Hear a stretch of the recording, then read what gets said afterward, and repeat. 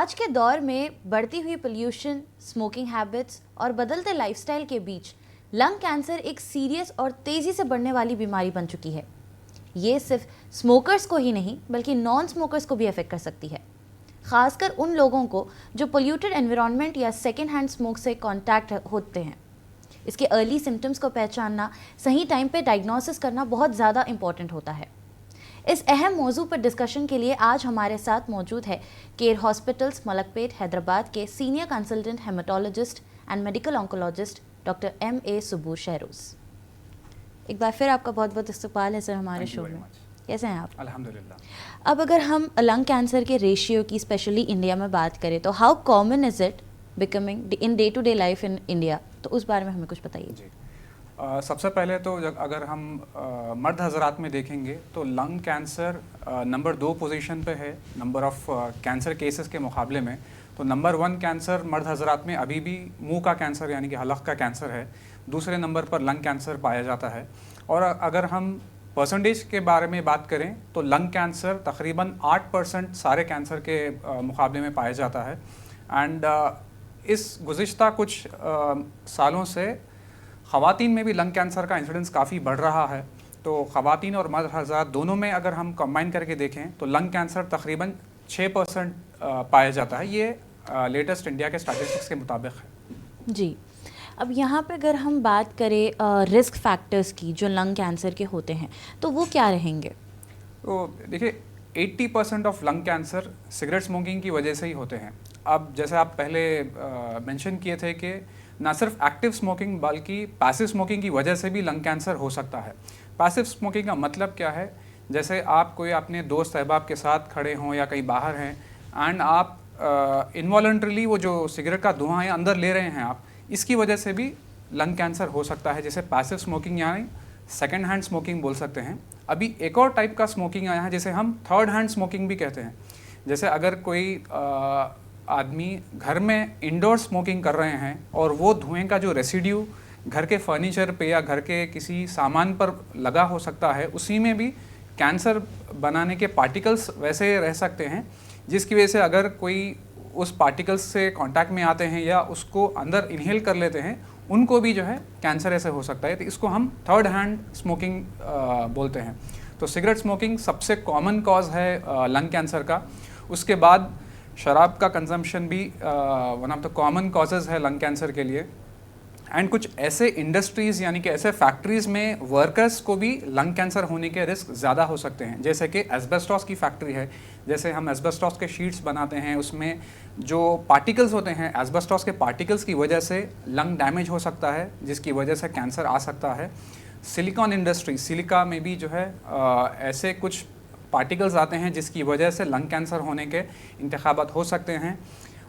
तीसरा और common factor ये है कि एनवायरमेंटल पोल्यूशन, यानी कि जो है लॉन्ग टर्म 10-15 साल अगर कोई कॉन्स्टेंटली एक्सपोज है लंग पोल्यूशन से, उनसे लंग डैमेज होकर आइंदा उनको लंग कैंसर होने के रिस्क ज़्यादा हो सकते हैं। पर ये तो बात थी स्मोकर्स और पोल्यूशन के मुकाबले में लंग कैंसर का। बट कई बार हमें ऐसे पेशेंट्स आते हैं जिन्हें कोई रिस्क फैक्टर्स नहीं होते, यानी कि वो ना ही स्मोक करते हैं, ना ही उनको शराब की आदत है, ना ही वो कोई ऐसे इंडस्ट्रीज़ में काम करते हैं, फिर भी उन्हें लंग कैंसर के चांसेस हैं और उन्हें लंग कैंसर हो भी सकता है। तो इनके लिए कुछ ऐसे रिस्क फैक्टर्स हैं जैसे कि जेनेटिक फैक्टर्स बोलते हैं हम। अगर उनके पेरेंट्स में या ग्रैंड पेरेंट्स में किसी को कैंसर हो तो इनको आने के रिस्क ज़्यादा हो सकते हैं। कुछ ऐसे जेनेटिक म्यूटेशंस हैं जिसकी वजह से लंग कैंसर होने के रिस्क ज़्यादा हो सकते हैं। इसके अलावा अगर कोई बच्चा उनके चाइल्ड बचपन में कैंसर से मुतासिर हो और उन्हें छाती का रेडिएशन दिया गया हो, तो वो बड़े होकर उन्हें लंग कैंसर होने का रिस्क ज़्यादा हो सकता है। इसके अलावा कुछ ऐसे रेडियो आइसोटोप पार्टिकल्स हैं जैसे रेडॉन गैस वगैरह है, इनके एक्सपोजर से भी लंग कैंसर होने के रिस्क ज़्यादा हो सकते हैं। एंड इसके अलावा कई बार ख़ास तौर पे ख़वातीन हजरात में बिना किसी रिस्क फैक्टर्स के कई बार लंग कैंसर पाया जाता है, इनमें जिन्हें हम इडियोपैथिक लंग कैंसर बोलते हैं, यानी कि बिना कोई वजह, बिना कोई रिस्क फैक्टर्स भी हो रहे हैं। ऐसे तकरीबन 20 से 30% लंग कैंसर पेशेंट्स में हम बिना किसी रिस्क फैक्टर्स के भी लंग कैंसर होने के इम्कानात हो सकते हैं। तो ये कुछ लंग कैंसर के रिस्क फैक्टर्स हैं। जी। अब यहाँ पे अगर हम स्टेजेस की बात करें लंग कैंसर की, तो कोई ऐसे स्पेसिफिक स्टेजेस होते हैं जहाँ पे, जैसे stage 1, stage 2 and then stage 3, तो ये स्टेजेस कितने नज़र आते हैं लंग कैंसर में, एंड कौन सी स्टेज पे कौन से प्रॉब्लम्स एंड कॉम्प्लिकेशंस नज़र आते हैं, उस बारे में हमें कुछ बताइए। ये काफ़ी अहम सवाल है, क्योंकि स्टेज ज़रूरी है डिज़ीज़ का एक्सटेंट, डिज़ीज़ की सीवियरिटी मालूम करने के लिए, और उसी के साथ ट्रीटमेंट के लिए भी काफ़ी इंपॉर्टेंट होता है। तो लंग कैंसर में दूसरे कैंसर्स की जैसे ही 4 स्टेजेस होते हैं, स्टेज 1, 2, 3 एंड 4। सो स्टेज 1 और स्टेज 2 हम अर्ली कैंसर्स बोलते हैं, यानी कि एक छोटा सा ट्यूमर का गड्ढा होता है जो लंग्स के किसी हिस्से में पाया जाता है। अगर उसका साइज़ कुछ बड़ा है तो उसे स्टेज 2 माना जाता है। अगर ये कैंसर का गड्ढा, ये ट्यूमर का गड्ढा फैल के आसपास के स्ट्रक्चर्स में भी अगर पहुंच जाए तो वो स्टेज 3 कहलाता है, जिसे हम मेडिकल टर्म्स में लिम्फ नोड्स कहते हैं। अगर छाती से निकल के आसपास के लिम्फ नोड्स में अगर स्प्रेड हो जाए तो वो 3rd स्टेज में कहलाया जाता है। अगर ये कैंसर लंग्स से हटके या कोई ऑपोजिट लंग में चला जाए या कोई दूसरे बॉडी पार्ट में जाए, जैसे कि लिवर हो या बोन्स या स्पाइन, अगर कहीं पर स्प्रेड हो जाए तो वो 4th स्टेज कहलाता है, जो ये लास्ट स्टेज है। इसे हम मेटास्टैटिक स्टेज भी मेडिकल टर्म्स में बोलते हैं। तो लंग कैंसर के दूसरे कैंसर्स की तरह भी 4 स्टेजेस होते हैं। जी। अब यहाँ पे अगर हम ये देखें कि जो नॉन स्मोकर्स है, स्पेशली जैसे आपने मेंशन किया है कि ऐसा भी हो सकता है कि थर्ड पार्टी जो कंजम्पशन होता है वहाँ पे, अब कई बार हम ऐसे भी देखते हैं कि पेशेंट्स जो है, जो लंग कैंसर के जो सिम्टम्स हैं, स्पेशली उनको इग्नोर कर देते हैं। जैसे कि वेरी फर्स्ट सिम्टम है खांसी आना, तो वो खांसी को नॉर्मल लेते हैं एंड उसको ट्रीट करने जाते हैं। तो ऐसे सिम्टम्स पे कौन से ऐसे और चीज़ें हैं, जैसे कि फॉर एग्जांपल अगर हम और सिम्टम्स की ही बात कर ले, तो कौन से ऐसे ट्रिगरिंग पॉइंट्स है उसके जिस पे पेशेंट्स को जो है एक्टिवली रिएक्ट करना है। तो आपने जैसे बताया, मोस्ट कॉमन जो सिम्टम है लंग कैंसर का खांसी है, पर हर खांसी कैंसर नहीं होता, हर खांसी टीबी नहीं होता। तो 3 हफ्ते से ज़्यादा अगर किसी को खांसी हो या वो आमतौर पे जो मेडिसिन ले रहे हैं उससे अगर कम ना हो, और खांसी के साथ बलगम में खून का गिरना, ये कुछ अलार्मिंग फैक्टर्स हैं जिन्हें हम एज अर्ली एज पॉसिबल, जितना जल्दी हो सके इसको डायग्नोस करके इसका जो है ट्रीटमेंट करना चाहिए। खांसी के अलावा अगर कोई पेशेंट को रिसेंटली उनकी आवाज़ में तब्दीली आई है, जैसे कुछ ऐसे होर्सनेस आया है, तो वो एक सिम्टम हो सकता है कैंसर का। इसके अलावा भूख ना लगना, वज़न का कम होना। अब मैं वज़न 1-2 किलो की बात नहीं कर रहा हूँ, सिग्निफिकेंट वेट लॉस जिसे हम बोलते हैं, 10% से ज़्यादा उनका जो बेसलाइन वेट है उससे अगर कम हुआ हो गुज़िश्ता 6 महीनों में, तब उसे सिग्निफिकेंट वेट लॉस माना जाता है। अब इसके साथ में अगर किसी पेशेंट को 4th स्टेज लंग कैंसर है तो कुछ अलग तरीके के सिम्टम्स पाए जाते हैं उनमें। अब जैसे अगर वो लंग कैंसर बोन्स में स्प्रेड हुआ है, जैसे कि कमर की हड्डी में अगर स्प्रेड हुआ है, तो काफ़ी शदीद उन्हें दर्द होता है, जो मामूली पेन किलर से कम नहीं होता है। उसके अलावा अगर ये कैंसर लिवर में फैल चुका है तो उसकी वजह से जॉन्डिस आ सकता है, लिवर फेलियर के सिम्टम्स आ सकते हैं। और कुछ पेशेंट्स ऐसे भी हैं जिन्हें लंग कैंसर ब्रेन में भी स्प्रेड हो चुका होता है, तो इनके पास कुछ ऐसे सिम्टम्स आते हैं जैसे फिट्स होना, या बॉडी का एक हिस्सा पैरालाइज होना, या तेज़ सर में दर्द, आँखों का धुंधलापन, वॉमिटिंग्स जो 2 हफ्ते से ज़्यादा पर्सिस्टेंट हैं। ये कुछ ऐसे सिम्टम हैं जो एडवांस लंग कैंसर के पाए जाते हैं। एंड इसी के साथ मैं जैसे दूसरे सिम्टम्स बता रहा था कि छाती का दर्द होना और अनएक्सप्लेन्ड जो वेट लॉस है, जो 10% से ज़्यादा है, ये कुछ अलार्मिंग सिम्टम्स है खांसी के साथ साथ जो लंग कैंसर का ट्रिगर हो सकता है। जी। अब यहाँ पे अगर हम डायग्नोसिस की बात करें तो लंग कैंसर को डायग्नोस कैसे करते हैं? जी, तो अगर कोई पेशेंट हमारे पास ऐसे कुछ सिम्टम्स के साथ आते हैं, जैसे कि काफ़ी टाइम से खांसी हो जो कम नहीं हो रही हो, या बलगम में खून का गिरना, ये कुछ अगर सिम्टम्स आए, तो सबसे पहले ये क्लिनिकल जो सस्पिशियस पेशेंट्स है उन्हें हम चेस्ट एक्सरे करवाते हैं। चेस्ट एक्सरे में कई बार हमें कुछ अबनॉर्मलिटीज़ देखने को मिलती हैं, जैसे अगर कोई ट्यूमर का गड्ढा हो या पानी भरा हुआ हो या कुछ ऐसे अलार्मिंग साइंस अगर एक्सरे में पाए जाते हैं, तो नेक्स्ट स्टेप हम पेशेंट को एक सीटी स्कैन करवाते हैं छाती का। इससे हमें ट्यूमर का लोकेशन, उसका साइज़ और उसका एक्सटेंट भी पता चलता है कि वो अगर रहा तो जो है कितना बड़ा है और काफ़ी कितना फैल चुका है, वो उससे मालूम चलता है। इसके बाद अगर किसी पेशेंट का काफ़ी स्ट्रॉन्ग सस्पिशन है लंग कैंसर को लेके, उन्हें हम कंफर्म करने के लिए बायोप्सी टेस्ट करते हैं। बायोप्सी यानी कि एक नीडल टेस्ट होता है जो या तो सीटी स्कैन की मदद से किया जाता है या फिर ब्रोंकोस्कोपी के ज़रिए ये बायोप्सी की जाती है। बायोप्सी का मतलब जो ट्यूमर का गड्ढा है उसका एक छोटा सा हिस्सा नीडल से निकाल कर हम लैब को टेस्ट को भेजते हैं, ताकि हमें ये कंफर्म हो जाए कि ये जो गड्ढा है उनके लंग्स में ये वाकई ट्यूमर या कैंसर है या कुछ और बीमारी है, कुछ जैसे ऐसे टीबी या कोई इन्फेक्शन है, ये ऐसे टेस्ट होते हैं। ये तो खैर बात हो गई कैंसर के कंफर्मेशन की। अगर एक बार पेशेंट का कंफर्म हो गया है डायग्नोसिस, यानी कि उन्हें वो ट्यूमर का गड्ढा कैंसर की वजह से पाया गया है, इसके बाद हमें कैंसर का स्टेज मालूम करना होता है। अब कैंसर का स्टेज मालूम करने के लिए पेशेंट को एक स्पेशल स्कैनिंग की जाती है जिन्हें हम फुल बॉडी पेट सीटी स्कैन कहते हैं। तो ये स्कैनिंग से हमें कैंसर का स्टेज का मालूम होता है, कैंसर कितना हद तक स्प्रेड हुआ है और कितने कितने बॉडी पार्ट्स कैंसर की वजह से मुतासर हुए हैं, ये हमें मालूम चलता है। अब कई बार यानी कि पेशेंट्स ऐसे होते हैं जिन्हें पेट सीटी के ज़रिए ब्रेन का उनका स्टेटस मालूम नहीं चलता है, यानी कि उनका ब्रेन का फंक्शनैलिटी या ब्रेन में कैंसर के कुछ इफ़ेक्ट्स कभी कभार मिस हो सकते हैं। उन पेशेंट्स में हम ब्रेन का एमआरआई भी करने के बोलते हैं, ताकि हमें एग्जैक्ट इसका स्टेज पता चल सके और हम उसी के मुताबिक पेशेंट को ट्रीट कर सकें। तो हमने कैंसर का डायग्नोसिस कंफर्म किया, फिर इसके स्टेज के लिए फुल बॉडी का स्कैन किया, ज़रूरत पड़ने पे ब्रेन का एमआरआई भी हम सजेस्ट करते हैं। तो ये कुछ ऐसे टेस्ट हैं। अब रही बात ट्रीटमेंट के लिए कुछ टेस्ट करना ज़रूरी होता है। बायोप्सी सैंपल में अगर किसी पेशेंट का एडवांस स्टेज कैंसर हो या यानी 3rd या 4th स्टेज का कैंसर है, तो वो बायोप्सी सैंपल में हम कुछ स्पेशल मॉलिकुलर टेस्ट भिजवाते हैं, जिससे हमें ये पता चल सके कि पेशेंट के लिए आइडियली कौन सा ट्रीटमेंट बेहतर है। सिर्फ कन्वेंशनल ट्रीटमेंट काफ़ी होगा या इन्हें कुछ स्पेशलाइज्ड मेडिसिन की ज़रूरत है या कुछ ऐसे एडवांस्ड मेडिसिन की ज़रूरत होगी, वो हमें उन मॉलिकुलर टेस्ट से पता चलेगा जो हम बायोप्सी के सैंपल में कहते हैं। तो इस टेस्ट को हम मेडिकल टर्म्स में NGS करके कहते हैं, यानी कि नेक्स्ट जनरेशन सीक्वेंसिंग। तो ये थी कैंसर के टेस्ट कंफर्म करने और उनके स्टेज के बारे में मालूम करने के लिए। अब यहाँ पे स्टेज जब मालूम होता है, इस सब क्वेश्चन से पहले एक कॉलर हमारे साथ जुड़े हैं, तो आइए एक बार उनसे बात कर लेते हैं। जी अस्सलाम वालेकुम। वालेकुम सलाम मैम, मेरा क्वेश्चन डॉक्टर से ये था कि मेरे अंकल हैं, उन्होंने नियरली 1 ईयर पहले स्मोकिंग करते थे, अभी उन्होंने छोड़ दिए, तो क्या अब एज के हिसाब से उनको कुछ लंग कैंसर का ऐसा डिजीज के कॉजेस है?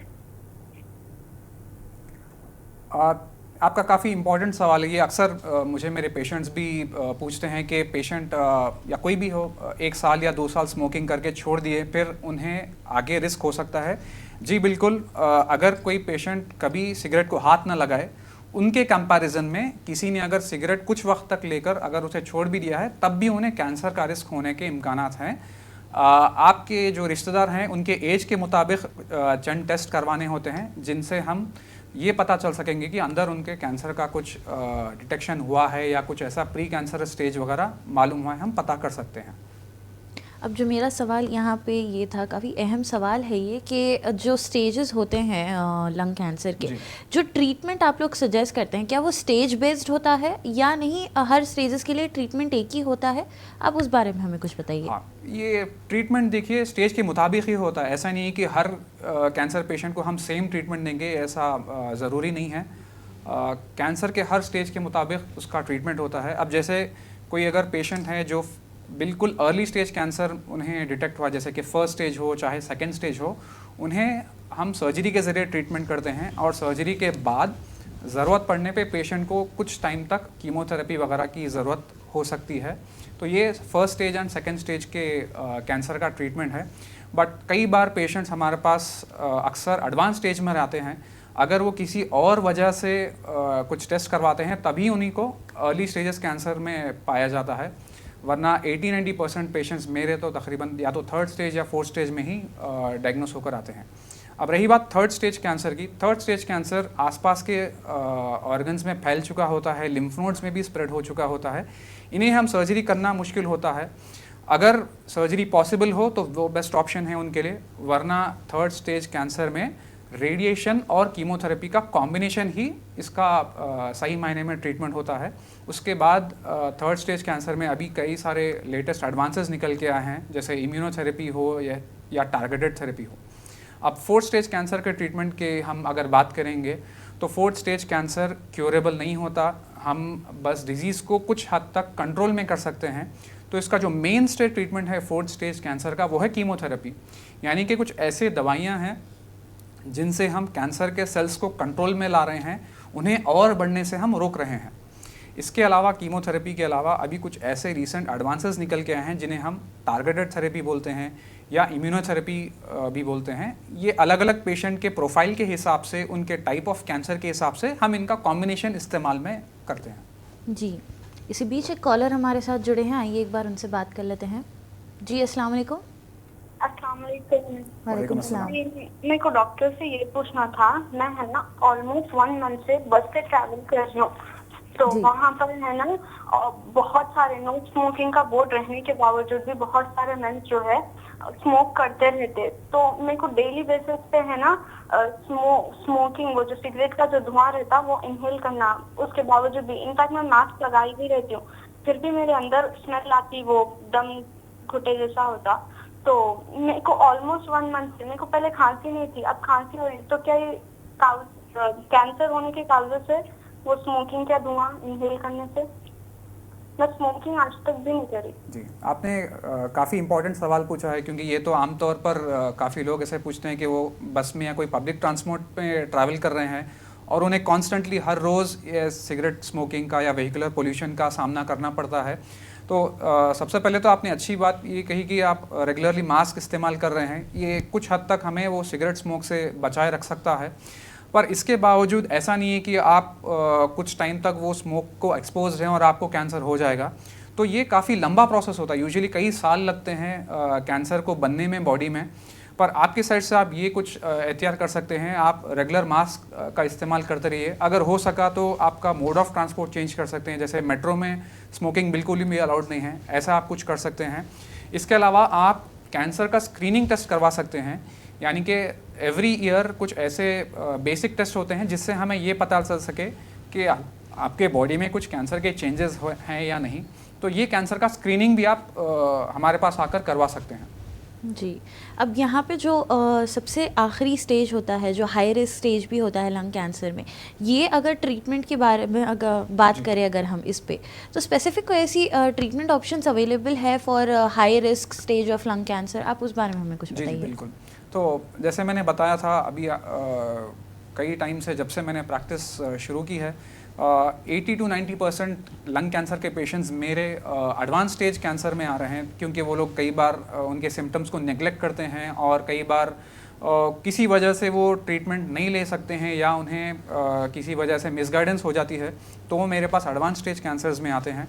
तो सबसे बेसिक ट्रीटमेंट जो एडवांस स्टेज कैंसर का है वो है कीमोथेरेपी, जो मैंने पहले जिक्र किया था इस बारे में कि हम ऐसे कुछ मेडिसिन्स इस्तेमाल कर रहे हैं जिससे तेज़ी से बढ़ने वाले सेल्स रुक जाते हैं। तो कैंसर सेल्स काफ़ी तेज़ी से बढ़ते हैं, रोज़ाना उनका मल्टीप्लिकेशन होता है, तो हम कुछ ऐसे दवाइयाँ इस्तेमाल कर रहे हैं ताकि उनका मल्टीप्लिकेशन रुक सके। पर कीमोथेरेपी की वजह से बॉडी के कुछ नॉर्मल सेल्स पर भी इफेक्ट आ सकता है, जिसकी वजह से कीमोथेरेपी से साइड इफ़ेक्ट्स हो सकते हैं। तो इसीलिए काफ़ी रिसर्च के बाद कुछ ऐसे नए नए ट्रीटमेंट्स निकल कर आए हैं, ख़ासतौर पे एडवांस स्टेज लंग कैंसर के लिए। तो पहला जो ट्रीटमेंट मोडालिटी है उसे हम टारगेटेड थेरेपी बोलते हैं। तो टारगेटेड थेरेपी एक सेल्फ एक्सप्लेनेटरी टर्म है, यानी कि हम कुछ ऐसे दवाइयाँ इस्तेमाल कर रहे हैं जो सिर्फ कैंसर के सेल्स को डिटेक्ट करके उन्हीं को मारते हैं और हमारे नॉर्मल सेल्स को वो बचा कर रखते हैं। तो जैसा बस कैंसर के सेल्स को वो लोग टारगेट कर रहे हैं। अब वो टारगेट करने के लिए हमें कुछ स्पेशल टेस्ट करना होता है जिन्हें हम जेनेटिक टेस्ट या म्यूटेशन टेस्ट बोलते हैं।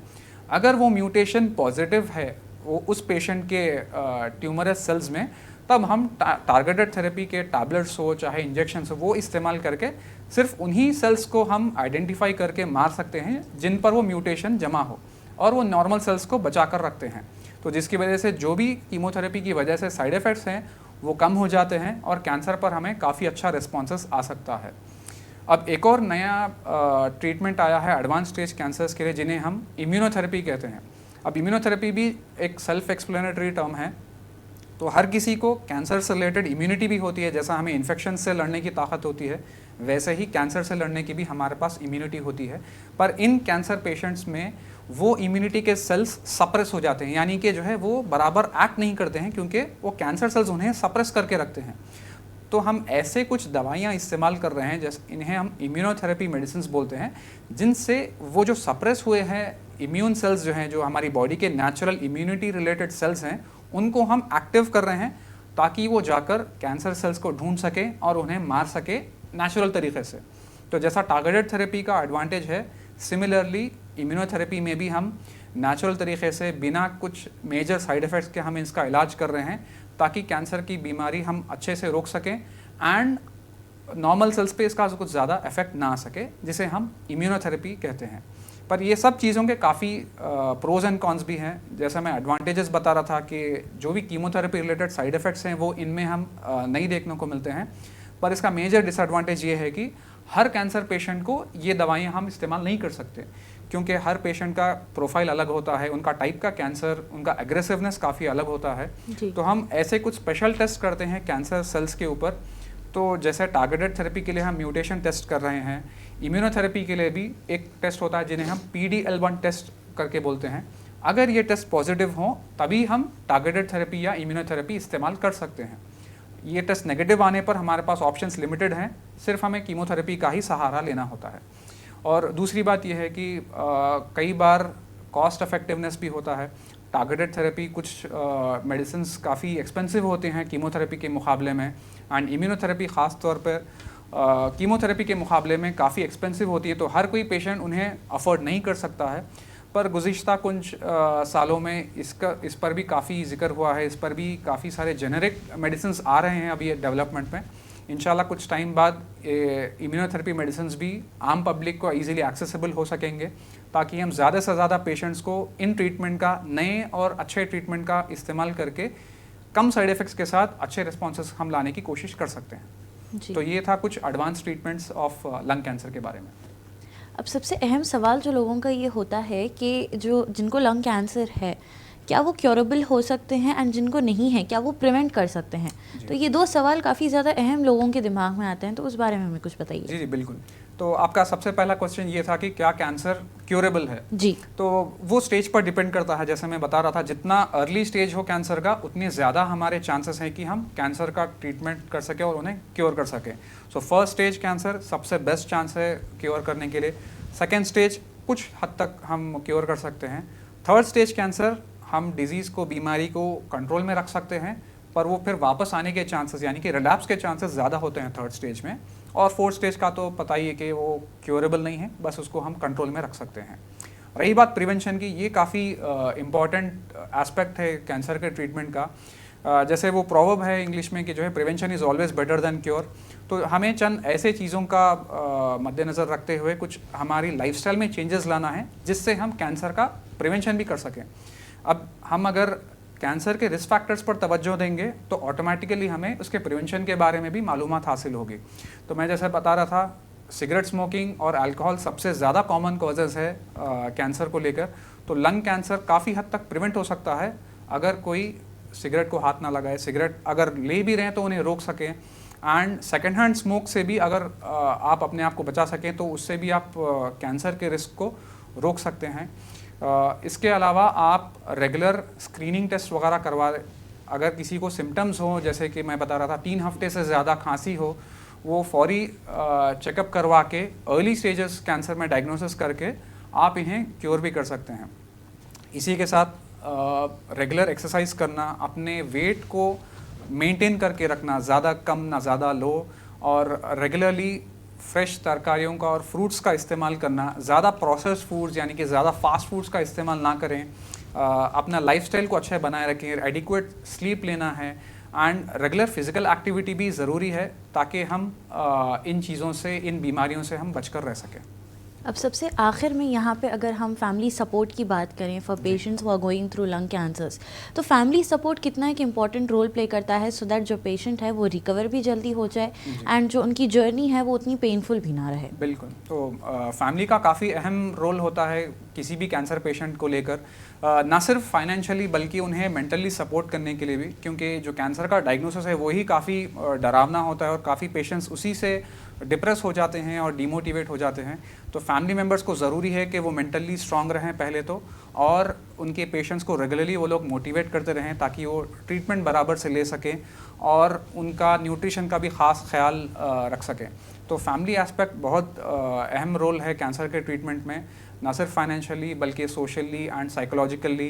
एंड ये भी ज़रूरी है कि जो केयर टेकर हैं कैंसर पेशेंट्स के वो भी अपना ख्याल रखें, वो भी रेगुलरली जो है कैंसर से रिलेटेड स्क्रीनिंग टेस्ट वगैरह करवाते रहें ताकि उनका भी अगर कुछ ऐसा प्रॉब्लम हो तो अर्ली डायग्नोसिस हो सके और उन्हें ट्रीटमेंट भी हम आसानी से कर सकें। बहुत बहुत शुक्रिया डॉक्टर साहब आपका हमारे साथ जुड़ने के लिए।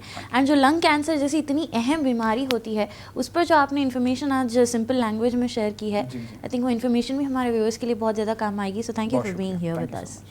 My pleasure. लंग कैंसर एक ऐसी बीमारी है जो इन्फॉर्मेशन एंड प्रिकॉशन से क्योर की जा सकती है, बट जैसे डॉक्टर साहब ने भी मेंशन किया है कि जितने भी सिम्टम्स हैं अगर आप उनको इग्नोर ना करके पहले ही अगर एक्शन ले लें तो हो सकता है कि आप इसे कम्प्लीटली क्योर भी कर सकते हैं। आज के एपिसोड में हमने जाना कि लंग कैंसर कितना ज़्यादा एक इफ़ेक्ट डालती है not only on the person who is getting affected through smoking और अल्कोहल, बट जो उनके आजू बाजू के लोग हैं, जो उनके आसपास रहते हैं, उनके लिए भी ये काफ़ी ज़्यादा हार्मफुल साबित होती है। उम्मीद करते हैं कि आज का ये डिस्कशन आपके लिए फ़ायदेमंद साबित होगा। जैसे डॉक्टर साहब ने भी ये कहा है, there is a quotation, precaution is always better than cure. तो इस कोटेशन को ध्यान में रखते हुए अपनी लाइफ में भी वो चीज़ें इंप्लीमेंट करें सो दैट आप और आपके फैमिली वाले भी एक हेल्दी लाइफस्टाइल जी सके। मिलते हैं अगले एपिसोड में एक नए हेल्थ टॉपिक के साथ। तब तक के लिए मुझे दीजिए इजाज़त और आप बने रहें मुंसिफ टीवी के साथ।